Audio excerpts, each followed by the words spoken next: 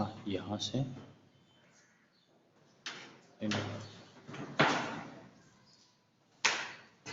और इधर से थोड़ा थोड़ा इधर, बस इतना ही आ रहा है और उधर वाला थोड़ा कम है, देखते हैं।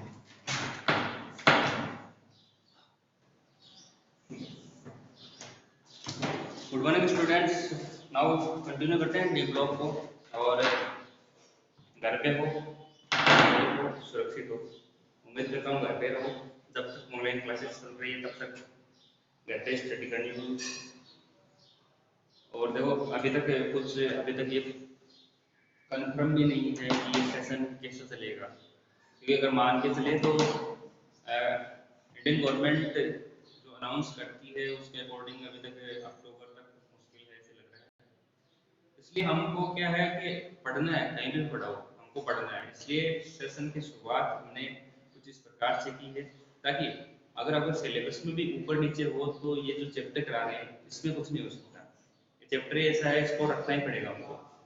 तो इसलिए ये जो डी ब्लॉक स्टार्ट किया है इसीलिए किया है ताकि जो कोऑर्डिनेशन आगे वाले चैप्टर है, कोऑर्डिनेशन कंपाउंड की बात करता हूँ या फिर बात करता हूँ उससे डी ब्लॉक की बात करता हूँ या फिर हाइब्रिडाइजेशन, ये बहुत ज्यादा इंपॉर्टेंट है ये चैप्टर। ऐसे मान के चलो इसकी जो प्रॉपर्टीज है वो अगले वाले चैप्टर में, हर एक चैप्टर में आपको मिल जाएगी।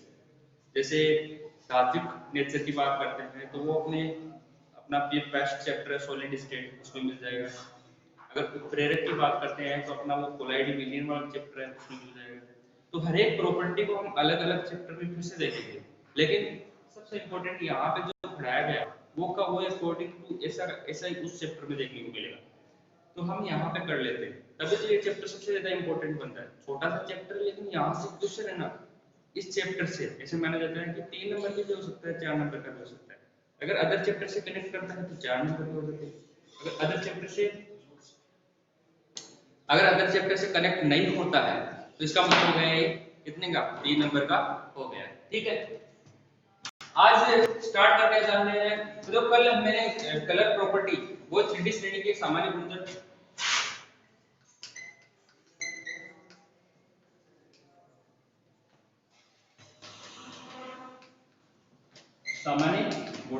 उसमें सबसे पहले मैंने इलेक्ट्रॉनिक कॉन्फ़िगरेशन, एटॉमिक स्ट्रक्चर की बात कर ली थी, आयनन ऊर्जा की बात कर ली थी। ठीक है, आज हम बात करने जा रहे हैं इसकी रंग की, कलर प्रॉपर्टी की। तो कलर प्रॉपर्टी की साइड थोड़ा बहुत चला था, फिर पोटेंशियल अपने आप ही ये क्या हो गया था, शिफ्ट हो गया था। तो अब फिर से मैं जीरो से स्टार्ट कर रहा हूँ रंग की प्रॉपर्टी। तो कलर की बात करता हूँ या रंग की बात करता हूँ। ठीक है, तो डी ऑर्बिटल्स की बात करते हैं तो डी ऑर्बिटल्स होते कितने, टोटल 5 होते हैं। ठीक है, कौन कौन सा, D X Y, D Y Z, D Z X, D X square Y square और D Z square. 11th class पढ़ा होगा। डबल डबल अगर होता है तो किस प्रकार की स्ट्रक्चर होती है, अगर एक्स के अनुसार अकॉर्डिंग होता है तो D X Y, D Y Z, D Z X, और इन बिटवीन टू एक्सिस होता है तो कौन सा होता है, D X square Y square. और मात्र कहां पे होता है, ओनली जेड एक्स पे होता है, दोनों पानी में, तो कौन से होते हैं, डी जेड स्क्वायर होती है।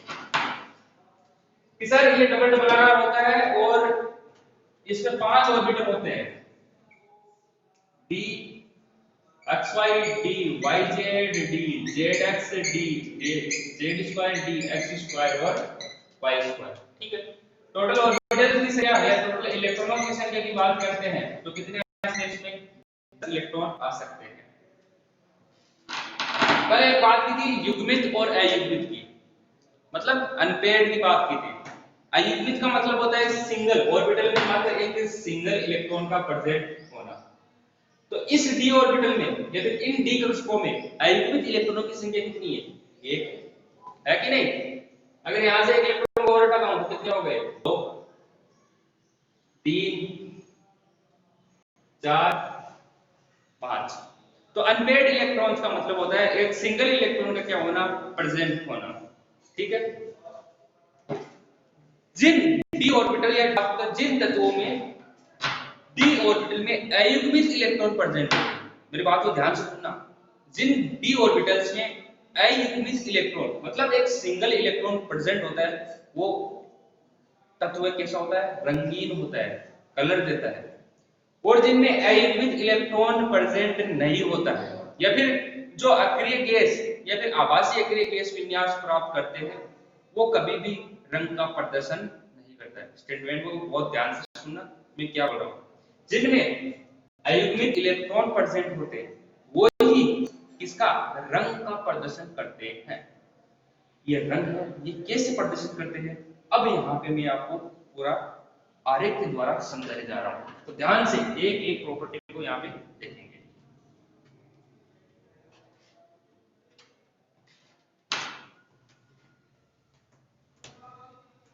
अगर डी ऑर्बिटल की बात करता हूं तो ध्यान से देखो, ये रहा 5 ऑर्बिटल होते हैं सर,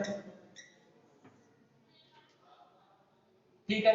ये रहा डी एक्स वाई, ये रहा डी वाई जेड, ये रहा डी जेड एक्स, और एक दो D X square Y square और डी जेड स्क्वायर, ठीक है। ये होता है। एक्सक्यूज अब ध्यान से देखना, एक्सक्यूज सर, महेशुल्ला एक बार अनम्यूट करके बताओ, क्लियरिटी आवाज।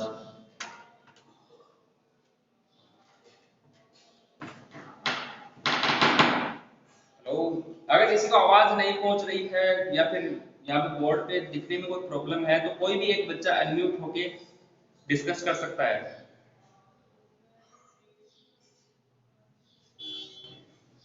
महेश अनम्यूट होके बताओ। दिखाई दे रहा है, नहीं दे रहा है, आवाज में कोई प्रॉब्लम है तो बताना बेटा। भावना अनम्यूट करके बताओ, देखें, क्योंकि ऐसे पूरा लेक्चर फिर खराब चला जाएगा। हाँ चलो ठीक, ओके। थैंक यू बेटा। देखो दिखाई दे रहा है अच्छे से, तो मैं थोड़ा सा जो लेटर्स होते हैं उनको थोड़ा साइज में बड़ा करने की कोशिश करता हूँ। तो हमारे पास डी ऑर्बिटल्स की बात करते हैं तो डी कितने होते हैं, 5 ऑर्बिटल होते हैं, 1 2 3 4 5 हो गए। ये कौन सा था, डी एक्स वाई, ये कौन सा था, डी वाई जेड, ये कौन सा था, डी जेड एक्स, ये था। ये दो ऑर्बिटल्स होते हैं, इनको मैंने माना एक और D X square Y square, और ये हो गया डी जेड स्क्वायर, 5 ऑर्बिटल होते हैं, ठीक। अब क्या होता है कि जो ये D X Y Y Z D Z X, इन ऑर्बिटल्स को बोला जाता है कौन से orbital, T two G orbital. कौन से orbital, T two G orbital बोला जाता है। किन किन को, D X Y D Y Z और डी जेड एक्स। और जो D X square Y square और डी जेड स्क्वायर है, इनको बोला जाता है ई जी ऑर्बिटल। कौन से बोलते हैं, ई जी ऑर्बिटल। अब ध्यान से सुनना, मैं ऐसे बोल रहा हूं कि दिन में 5 कक्षक होते हैं, इनमें से 3 कक्षकों को तो T2G ऑर्बिटल्स बोले जाते हैं और 2 कक्षकों को EG ऑर्बिटल्स बोले जाते हैं, ठीक है। ये जो T2G ऑर्बिटल्स होते हैं 3, इनकी जो एनर्जी होती है कौन से वाले में, अष्टफलकीय संरचना वाले। याद रखना, जब हमने हाइब्रिडाइजेशन निकाला था 11th क्लास में, एक बार फिर से बता दूंगा जब चैप्टर आएगा। तो जो T2G होते हैं अष्टफलकीय संरचना में, इनकी एनर्जी क्या रहती है, कम रहती है, किसकी तुलना में, EG वाले कक्षकों की तुलना में। तो यहाँ पे क्या हो जाता है, इन ऑर्बिटल्स के बीच में क्या होती है, स्प्लिटिंग हो जाती है। मतलब जिस ऑर्बिटल की एनर्जी ज्यादा होगी वो तो कहां चला जाएगा, ऊपर, और जिन ऑर्बिटल्स की एनर्जी कम होगी वो कहां चले जाएंगे, नीचे। तो ऑर्बिटल्स क्या हो रहे हैं, स्प्लिट हो रहे हैं, विपाटित हो रहे हैं। तो ये जो EG वाले हैं इनकी एनर्जी तो क्या रहती है, ज्यादा, और ये जो T2G वाले इनकी एनर्जी क्या रहती है, कम। तो मैं जैसे ही इसकी स्प्लिटिंग करवाता हूं, स्प्लिटिंग का मतलब हो गया ये क्या हो जाएंगे, विपाटित हो जाएंगे, ठीक है। तो इन जो कौन से वाले T2G है, इनकी एनर्जी क्या रहती है, कम रहती है। कौन से वाले, संरचना में, फिर से सुन लेना, संरचना का ध्यान रखना, चतुष्फलकीय नहीं बोल रहा हूं मैं, अष्टफलकीय संरचनाओं में क्या होता है, T2G होता है, इसकी एनर्जी क्या रहती है, कम रहती है। तो ये रहे T2G, कौन कौन से हो गए, DXY, DYZ, DZX, ठीक है। और जो EG वाले होते हैं इनकी एनर्जी क्या रहती है, ज्यादा रहती है, ये लो भैया, ठीक है। और ये कौन कौन से होते हैं, D X square Y square और डी जेड स्क्वायर, यही होता है। अब ये जो विपाटित हुई है, इस एनर्जी को, विपाटित होने वाली एनर्जी को बोला जाता है विपाटन एनर्जी। तो यहां से लेके यहां तक की जो एनर्जी होती है इसे बोला जाता है विपाटन ऊर्जा, या फिर इंग्लिश में बोले तो स्प्लिटिंग एनर्जी बोला जाता है। तो ये रही सर विपाटन ऊर्जा, स्प्लिटिंग एनर्जी,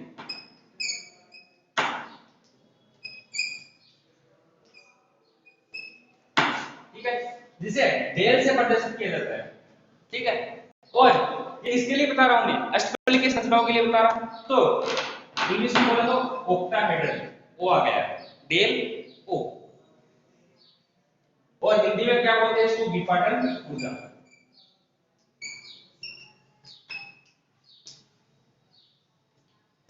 ठीक है, यहां से सेंटर से जो लाइन जाती है इसे बोला जाता है बेरी सेंटर। क्या बोलते हैं, बेरी सेंटर। ठीक है, अब इतना हमको क्या है इसका कुछ आइडिया हो चुका है। डी ऑर्बिटल्स में अगर विपाटन होता है, ठीक है, तो ये ऑर्बिटल्स क्या होते हैं, विपाटित होने के बाद दो भागों में बढ़ जाते हैं। एक तो कौन सा होता है, T2G, इसको तो कौन सा बोलूंगा, T2G, और ये कौन से होते हैं, EG। ठीक है, अब ध्यान से देखना मेरी बात, मैं एक एक एलिमेंट को, एक यहाँ पे 3D सीन के एक एलिमेंट को मैं आपको समझाया जा रहा हूँ। ठीक है, सबसे पहले मैं स्कैंडियम की बात करता हूँ।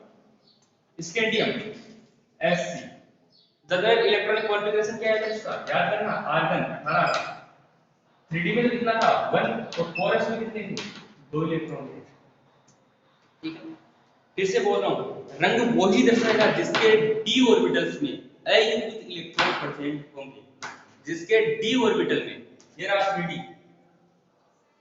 कितने इलेक्ट्रॉन है, एक इलेक्ट्रॉन है, ये रहा एक इलेक्ट्रॉन है।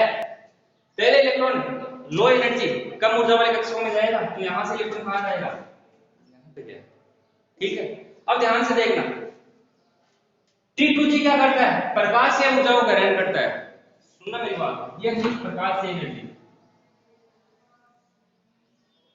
T2G क्या करता है, प्रकाश से एनर्जी इक्वल टू क्या होता है, h म्यू, पढ़ा होगा फिजिक्स में Einstein law, equal to h mu. Mu equal to क्या होता है, c अपॉन लैम्डा, होता है कि नहीं होता, c प्रकाशीय वेग, लैम्डा क्या होती है, वेवलेंथ या फिर तरंग दैर्घ्य, होता है कि नहीं होता। अगर तरंग दैर्घ्य विजिबल में कब आता है, दृश्य प्रकाश में कब आता है, 4000 एंगस्ट्रॉम से 7000 एंगस्ट्रॉम के बीच में अगर उसकी वेवलेंथ आती है, तरंग दैर्घ्य आती है, तो वो किसका प्रदर्शन करता है, कलर का प्रदर्शन करता है। तो ध्यान से सुनना मेरी बात, ये इस प्रकार से एनर्जी को ग्रहण करता है।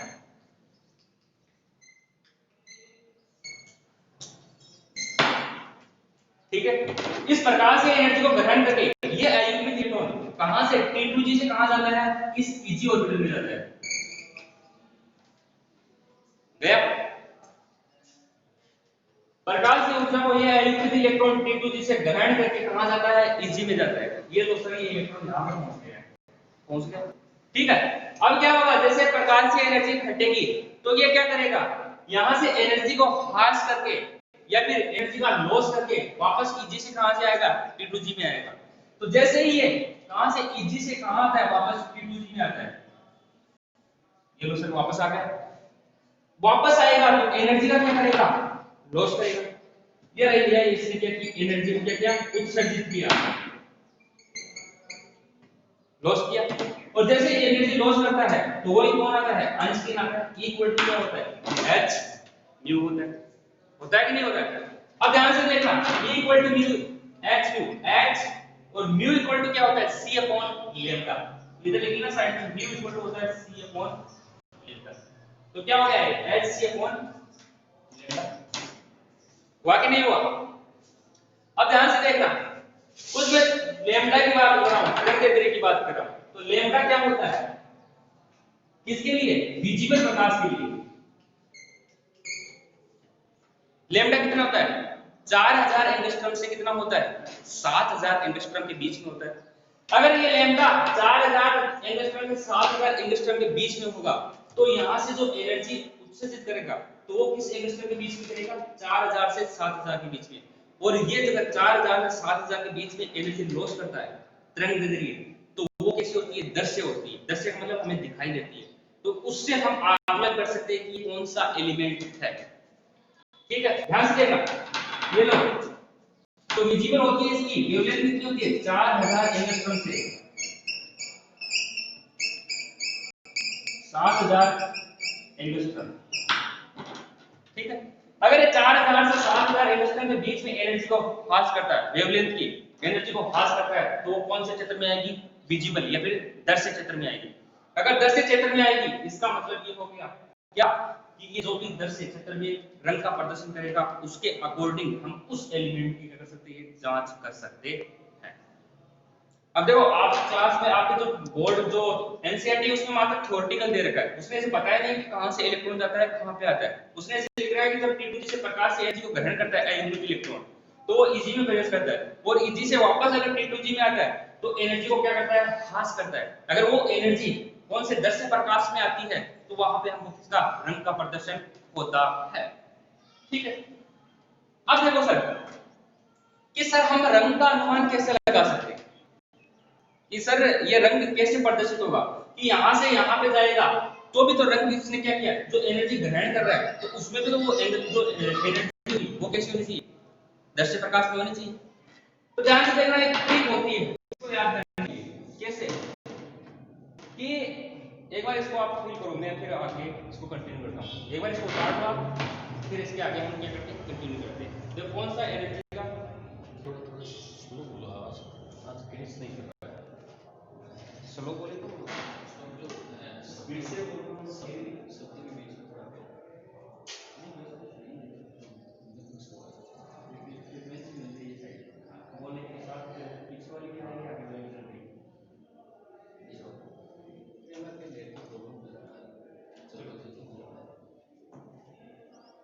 एक बार इसको उतार लो आप, फिर इसमें कुछ थ्योरेटिकल पोर्शन होता है और ये रंग कैसे पढ़ते सर। अब देखो इसके लिए एक जो 7 रंग होते हैं उसके लिए एक ट्रिक होती है, जो पढ़ा हुआ है 11th क्लास में, violet, indigo, blue, green, red, orange, ऐसे सब पढ़ा है कि नहीं पढ़ा है। तो वो एक ट्रिक से हम बताएंगे कि जो कॉम्प्लीमेंट्री कलर होता है इसका मतलब ये हो गया। इसको उतारो एक बार फिर हम कंटिन्यू करते हैं इसको।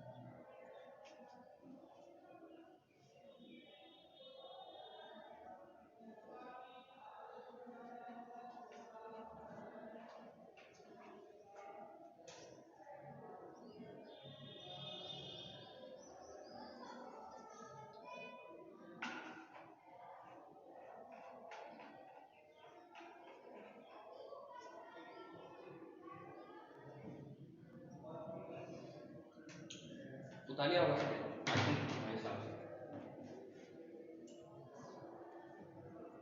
ठीक है उतारिए, आगे कंटिन्यू करते हैं इसको।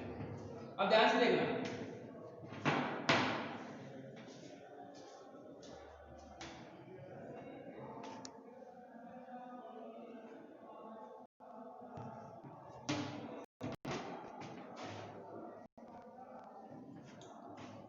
जैसे मैं मान के चलता हूं हमारे पास 7 कलर होते हैं, कौन कौन से, violet, indigo, blue, green, yellow, orange और रेड, यही होते हैं। ये सातों कलर मिलके कौन सा कलर देते हैं, व्हाइट कलर देते हैं।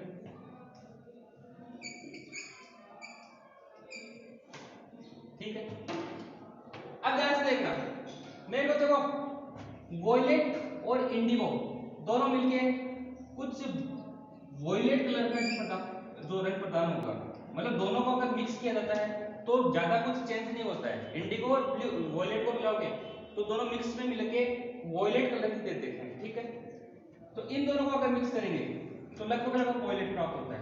फिर आप कर दो ब्लू, ठीक है, फिर कौन सा हो गया, ग्रीन। बच्चों यदि आवाज़ क्लियर नहीं आ रही है तो ये वीडियो रिकॉर्ड हो रहा है, रिकॉर्डेड आपको मैं सेंड कर दूंगा क्लास पूरी होते ही।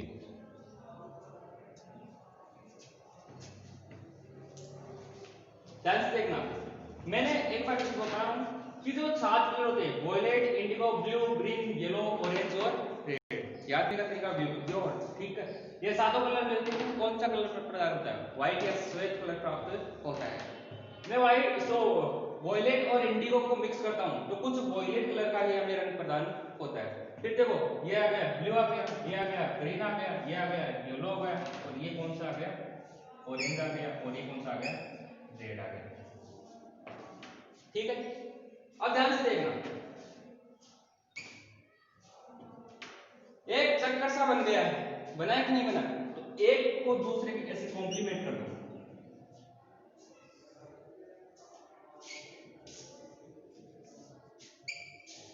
ठीक है, अब ध्यान से सुनना मेरी बात कि सर ये 6 कलर है। अब देखो जो T2G ऑर्बिटल था, T2G से इलेक्ट्रॉन कहां जा रहा था? Eg में जा रहा था। तब उसने क्या किया था? एनर्जी को ग्रहण किया था। किसको किया था? एनर्जी को ग्रहण किया था। मैं मानता हूं कि जैसे कोई कॉपर है, कॉपर एलिमेंट मानता हूं, और कॉपर कौन से ऑक्सीजन अवस्था में? +2 ऑक्सीजन अवस्था में। अगर +2 में होगा तो कॉपर का अक्सेप्शन याद करो, 4s में तो 1 होता है और d में कितने होते हैं? 2। तो कितने इलेक्ट्रॉन निकाले? सॉरी 10। तो कितने इलेक्ट्रॉन निकाले यहां से? 2 इलेक्ट्रॉन। तो s का तो कितना निकलेगा? 1, और d के कितने हैं? 10 में से 1 निकलेगा तो कितने हो गए? 9 हो गए। तो 9 हो गए, इसका मतलब ये हो गया T2G। फिर ये रहा Eg। यहां पे देखो 1 2 3 4 5 6 7 8 9, एक इलेक्ट्रॉन अयुग्मित है कि नहीं? अब ये अयुग्मित इलेक्ट्रॉन है। अगर मैं बात करता हूं कॉपर की, अगर कॉपर टेट्राहेड्रल मतलब चतुष्फलकीय स्ट्रक्चर में होता है तो उसमें क्या होता है? ये जो Eg वाला पोर्शन होता है वो कहां होता है? नीचे की तरफ, और T2G वाला पोर्शन कहां होता है? ऊपर की तरफ। अगर कॉपर की बात करता हूं तो उसमें सर एक अयुग्मित इलेक्ट्रॉन है कि नहीं? ये रहा वो अयुग्मित इलेक्ट्रॉन। मैंने माना कौन से? मैंने माना वो ऑरेंज कलर की प्रकाश को ग्रहण करता है। किसकी? ऑरेंज कलर की। फिर से सुन लेना, जो प्रकाश एनर्जी आ रही थी T2G में वो कौन से कलर की थी? ऑरेंज कलर की। और उस प्रकाश की एनर्जी को ग्रहण करके किसमें गया था? वो Eg में गया था। गया था या नहीं गया था? तो याद रखना, जिस कलर को अवशोषित करता है, ग्रहण करता है, उसका जो पूरक कलर होता है, ऑरेंज का पूरक कौन है? यहाँ पे कॉम्प्लीमेंट्री कौन है? ब्लू है। तो वहां से ऊपर नीचे आएगा तो कौन से कलर को प्रदर्शित करेगा? ये ब्लू कलर को क्या करेगा? प्रदर्शित करेगा। इसका मतलब अगर ये ऑरेंज को ग्रहण करता है, कौन से को? ऑरेंज को, ऑरेंज कलर की जो तरंगदैर्ध्य है उसकी एनर्जी को ग्रहण करता है, तो उत्सर्जित कैसा करेगा? ब्लू कलर का। कैसा करेगा? ब्लू कलर का। तो ये जो वेवलेंथ होती है, इसको तो क्या किया इसने? जैसे एग्जांपल में कॉपर का ले रहा हूं, ठीक है? तो ये ऑरेंज कलर को क्या करता है? अवशोषित करता है।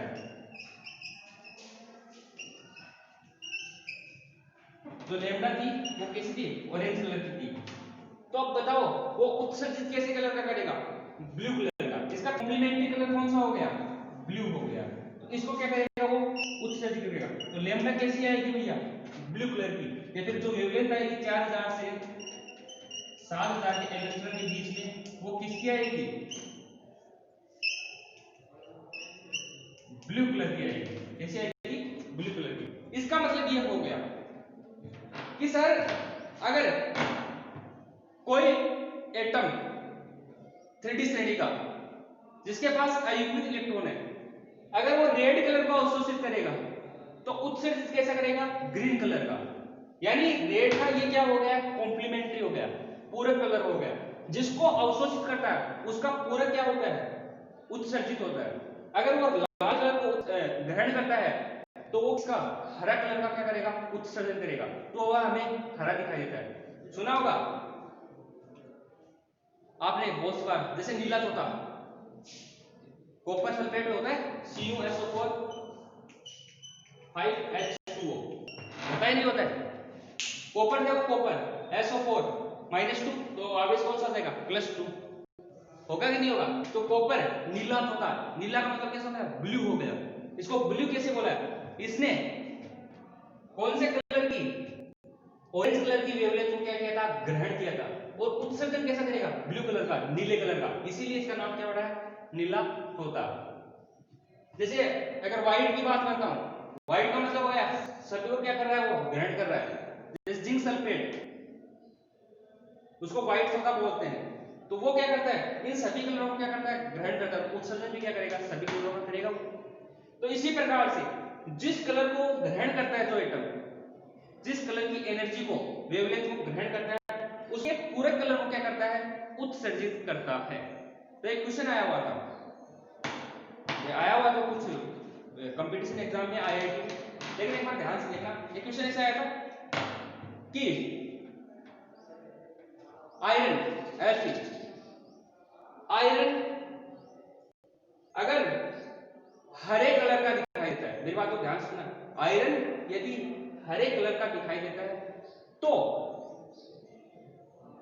इसके अयुग्मित इलेक्ट्रॉन ने कौन से कलर या कौन से रंग की वेवलेंथ को, कौन से रंग की वेवलेंथ वाली एनर्जी को ग्रहण की होगी। फिर से सुन लेना, अगर वो कैसे दिखाई देता है, ग्रीन दिखाई दे रहा है, तो उसने, वो जो अयुग्मित इलेक्ट्रॉन है, उसने कौन से कलर वाली वेवलेंथ, तरंग दैर्ध्य की एनर्जी को ग्रहण की होगी। मतलब कहां से T2G से EG की तरफ जाने के लिए उसने कौन से कलर, कौन सा होगा, रेड कलर का होगा। अरे भैया रेड कलर का ऑरेंज वाला, सॉरी लाल वाला तरंग दैर्ध्य ग्रहण करके कहां गया है, EG में गया है। अगर EG से वापस T2G में आएगा तो कैसा दिखाई देगा, ग्रीन कलर का। अरे हरा कलर का कब दिखाई देता है, जब एनर्जी को क्या करता है, उत्सर्जित करता है। तो जब एनर्जी को उत्सर्जित कर रहा है तो कैसे कलर का दिखाई दे रहा है, ग्रीन कलर का दिखाई दे रहा है। तो इसने, इसका कॉम्प्लीमेंट्री कौन हो गया, रेड हो गया। तो इसने रेड कलर को क्या किया, अवशोषित किया है। तो वहां पे चार ऑप्शन में रेड को जो है उसको क्या करना था, क्लिक करना था। ठीक है, इसी प्रकार से आगे डी एलिमेंट्स की बात करता हूं तो ये कैसे हो गए, कॉम्प्लीमेंट्री कलर्स हो गए हैं। तो जिसको ग्रहण करता है उसको क्या होता है, उसका पूरक को क्या करेगा, वो उत्सर्जित करेगा, या जो जिसको उत्सर्जित करता है उसके पूरक को क्या करता है, वो ग्रहण करता है। एक बार छाप लो, ये हो गया अपना कौन, रंग हो गया। आगे उत्प्रेरक के गुण को मैं बताता हूं, एक वीडियो छाप लो, फिर एक चैप्टर बना लो और इसमें लिख देना ये कौन सा है, अवशोषित, तो ये कौन सा हो गया, उत्सर्जित। इसी प्रकार से अगर ये अवशोषित है तो ये कौन सा हो जाएगा, उत्सर्जित हो जाएगा। ये एक दूसरे के क्या है, कॉम्प्लीमेंट्री, पूरक कलर है। जो जिसको अवशोषण करेगा उसका जो पूरक होगा उसको क्या करेगा, उत्सर्जित करेगा। इसको छाप लेना एक बार।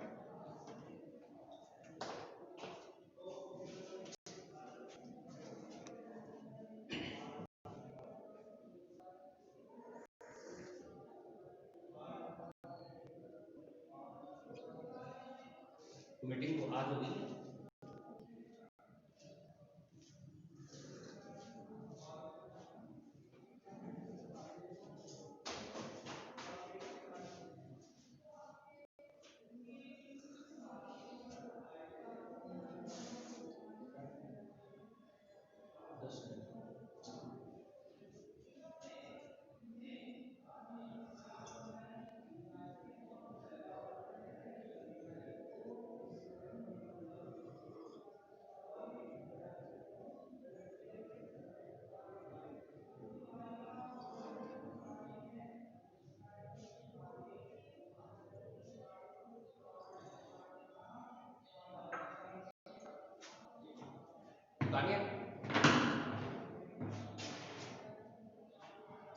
उतारिए इसको कंटिन्यू करके चलिए। रंग का प्रदर्शन तो इस पे लिख लेना, थोड़ा बहुत लिख लेना, लिखो,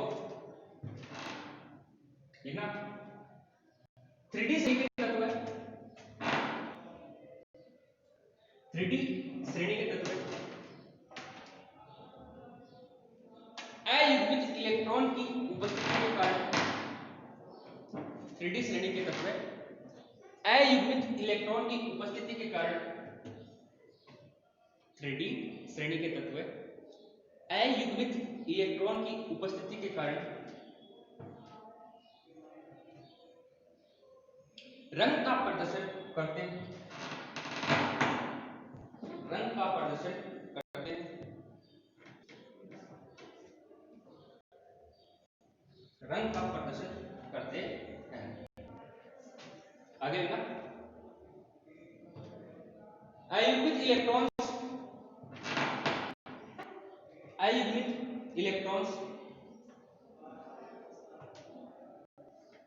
अयुग्मित इलेक्ट्रॉन Eg से T2G में, Eg से T2G में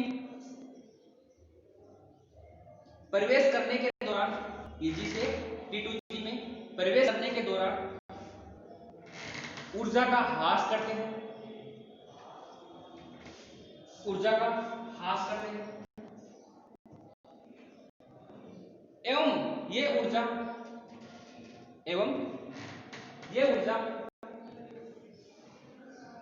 4000 से 7000 एंगस्ट्रम के बीच की हो, एवं ये ऊर्जा 4000 से 7000 एंगस्ट्रम, पोस्ट में लेना तरंग दे रही है, 4000 से 7000 एंगस्ट्रम, पोस्ट में लेना तरंग दे रही है, वेवलेंथ तरंग दे रही है, वेवलेंथ के बीच की हो, ये ऊर्जा 4000 से 7000 पोस्ट में लेना तरंग दे रही के बीच की हो, तो रंग का प्रदर्शन होता है, तो रंग का प्रदर्शन होता है।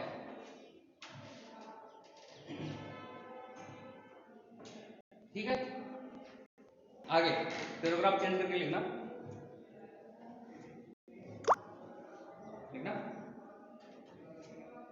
आखिरी गैस विन्यास,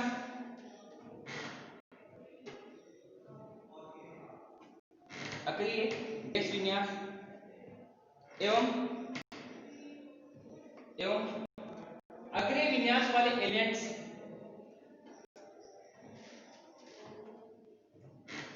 अक्रिय गैस वाले एलिमेंट्स होते हैं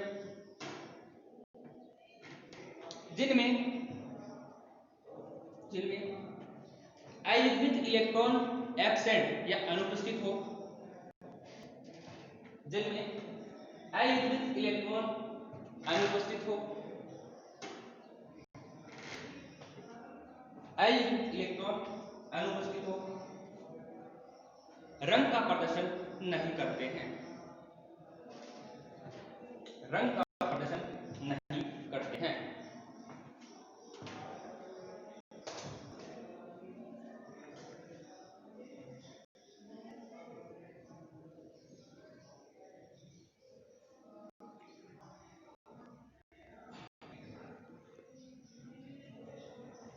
ठीक है, अब आगे ये रंग हो गया, तो याद क्या रखना है, जिसमें अयुग्मित इलेक्ट्रॉन होगा वो कहां से T2G से कहां जाएगा, Eg में जाएगा, तो वो जिस एनर्जी की वेवलेंथ को अवशोषण कर रहा है उसके कॉम्प्लीमेंट्री कलर को क्या करेगा, उत्सर्जित करेगा, तो वहां पे किसका रंग का क्या होगा, प्रदर्शन होगा। तो ये हो गई रंग प्रॉपर्टी। अगली प्रॉपर्टी कौन सी आएगी, जैसे कोई भी ले लो, रंग आ गया था, आकार आ गया, आयरन ऊर्जा आ गई थी, उत्प्रेरक की ले लो आप, कैटलिस्ट, उत्प्रेरक की लेता हूं, ठीक है। तो उत्प्रेरक, पहले की बात, उत्प्रेरक होते क्या है,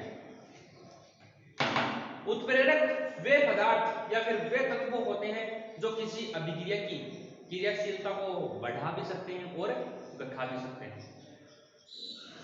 सर अभिक्रियाशीलता को कैसे बढ़ाएंगे, कैसे घटाएंगे, तो उत्प्रेरक क्या करते हैं, किसी अभिक्रिया होती है उसकी जो संक्रमण ऊर्जा होती है, मतलब जैसे एक आइडिया देता हूं आपको, ये कोई पोटेंशियल एनर्जी है, ये अभिक्रिया की दर है POR, प्रोसेस ऑफ रिएक्शन, ठीक है। तो मैंने माना जैसे हेबर विधि है अपनी, N2 प्लस H2 किसका निर्माण करती है, 2NH3 अमोनिया का निर्माण करती है, ये रहा क्रियाकारक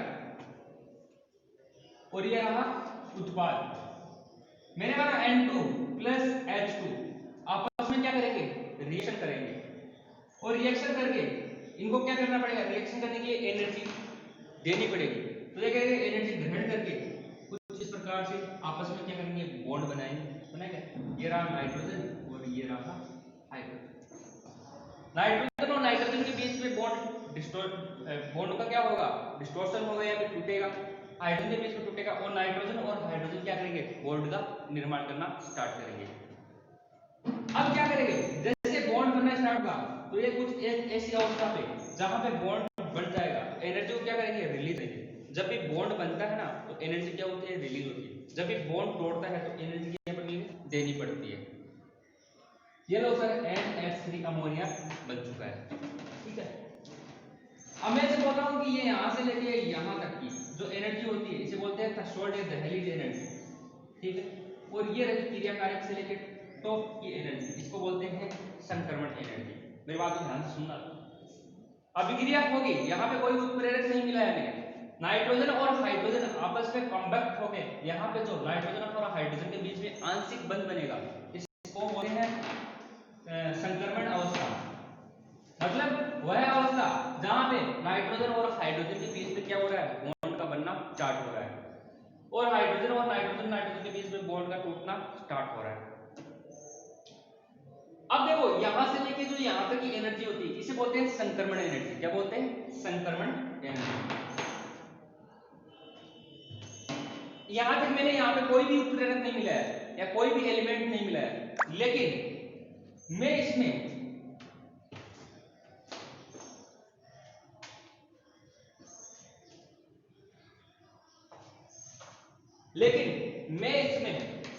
अगर कोई उत्प्रेरक मिलाता हूं, जैसे मोलिब्डेनम मिलाया मैंने या फिर आयरन मिलाया, या कौन से डी ग्रुप का करता है, ये आयरन क्या करता है, इसकी संक्रमण एनर्जी को, मतलब ये एनर्जी इतनी है, इसको क्या कर देगा, कम कर देगा।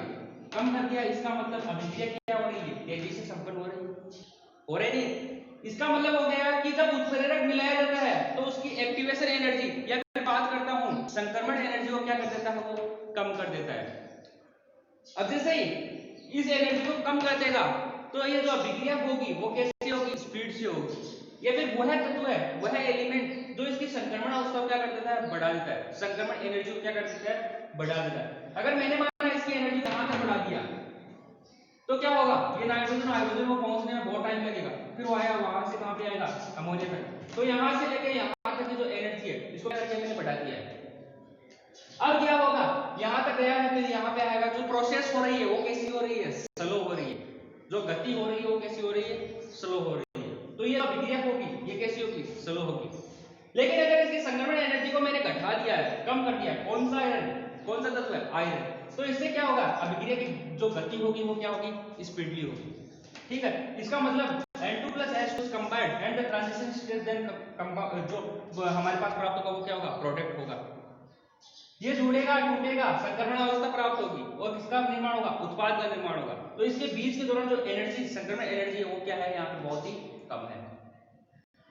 तो जो एलिमेंट्स संक्रमण एनर्जी को कम कर देते हैं और अभिक्रिया की क्रियाशीलता को क्या कर देते हैं, बढ़ा देते हैं, या फिर वह एलिमेंट जो संक्रमण एनर्जी को बढ़ा देते हैं और क्रियाशीलता को क्या कर देते हैं, कम कर देते हैं, वो क्या कहलाते हैं, उत्प्रेरक कहलाते हैं।